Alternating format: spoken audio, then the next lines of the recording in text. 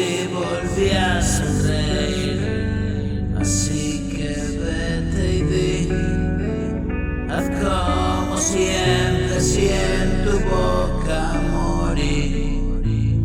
Así en ella vivo, te advertí que iba a hacerlo, así lo conseguí, muriendo a ti.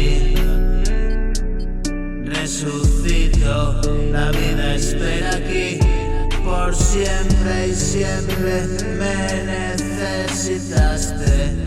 Fue un alivio sorprendente, noches sin dormir, ir por la calle ausente y sin sentir. Murieron las emociones, soy un pobre mártir sin seguidores. No es capricho escribir, la necesidad se adueña de mí. ¿Qué te puedo decir?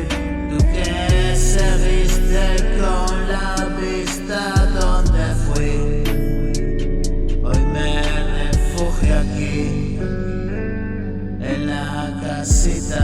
Mi sangre brotó de aquí, dolor y sufrimiento.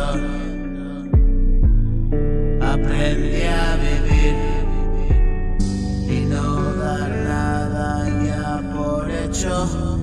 Simplemente sigo aquí, un poco más derecho.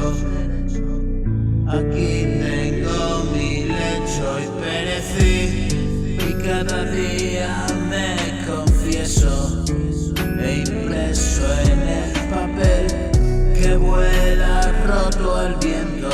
Una ilusión se aleja, pero quedo presa en el magnetofón universal de un cosmos que se ensancha, lejos donde vamos todos, bien despiertos, porque sueño es no creas nada, sé feliz y descansar y hacer con el amor que quiso ser y estar. Eres mi yo mujer.